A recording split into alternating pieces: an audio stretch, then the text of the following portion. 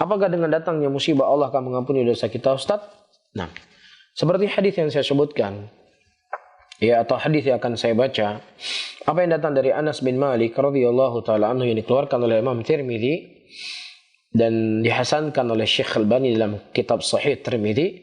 Nabi SAW mengatakan, "Idza ardallahu bi abdihi al-khaira, ajjala lahul uqubata fid dunya. Fa idza aradallahu bi abdihi syarra, amsaka anhu bi dzambihi hatta yuwafiya bihi yaumal qiyamah." Kata Nabi SAW, apabila Allah menginginkan kepada hambanya sebuah kebaikan, Allah Subhanahu wa taala akan segerakan ukubah dia di dunia. Allah akan memberikan kepadanya musibah di dunia. Ya, yang kemudian dia bertaubat, kemudian dia beristighfar, kemudian dia kembali kepada Allah. Ini tanda-tanda kebaikan. Tapi kalau seandainya dengan musibah yang Allah berikan kepadanya dia semakin jauh dari Allah, maka ini musibah di atas musibah, seperti yang saya sebutkan tadi. Dan apabila Allah Subhanahu wa taala menginginkan kebaikan, kejelekan kepada seorang hamba, Allah akan menahan maksiat yang dia lakukan. Semakin kencang maksiatnya, semakin subur hidupnya. Semakin kencang maksiatnya, semakin tinggi pendapatan daerah tersebut. Nggak pernah gempa, nggak pernah terjadi tsunami, aman. Padahal di situ banyak kesyirikan. Padahal di situ banyak maksiat. Ya, mungkin orang kan berpikir, di Indonesia ini kan yang paling banyak ya orang yang melakukan dosa dan maksiat kan di mana? Di Indonesia ini? Mungkin di Bali, mungkin. Kenapa Bali nggak pernah dapat musibah? Kenapa di Aceh yang banyak yang kebanyakan di sini adalah muslimin justru sering gempa? Iya. Nah, ini hadis. Rasulullah SAW menyebutkan ribuan tahun yang lalu. Terkadang Allah Subhanahu wa taala ketika menginginkan kejelekan kepada seorang hambanya, Allah akan tahan ya musibah dari maksiat yang dia lakukan. Allah nggak berikan kepadanya musibah.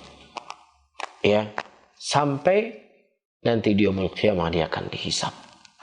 Dan sebagaimana yang telah kita sebutkan sering dalam pengajian, falamma nasu ma dzukiru bih fatahna alaihim abwaaba kulli syai'in hatta idza farighu bima utu akhadnahum baghtatan fa idza hum mublisun.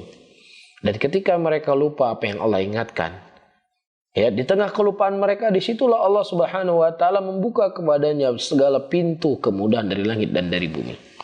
Sampai-sampai mereka merasa bangga dengan apa yang mereka punya. Lihat nih, negeri kami nggak pernah bencana. Lihat ini, kami nggak pernah dapat musibah. Lihat kami selalu makmur, kaya raya. Ya, kalian udah ngaku Islam, sebentar gempa, bencana, tsunami, miskin, melarat. Katanya agama kalian agama yang paling baik. Subhanallah. Apa yang mereka ucapkan telah disebutkan dalam Al-Quran. Hatta idza farihu bima utu. Sampai mereka merasa bangga apa yang diberikan. Kemudian ingat kata Allah, akhadnahum baghtatan fa idza hum mublisun.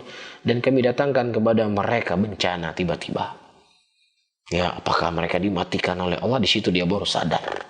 Di situ dia baru terperangah. Ya, kehidupan dunia itu ternyata menipu dirinya. Dalam hadis yang lain, dalam sebuah hadis Rasulullah mengatakan, apabila engkau melihat orang-orang dipermudah segala kemudahan bersama dengan itu dia berbuat dosa dan maksiat, ketahuilah bahwasanya itu merupakan istidraj dari Allah Subhanahu wa taala.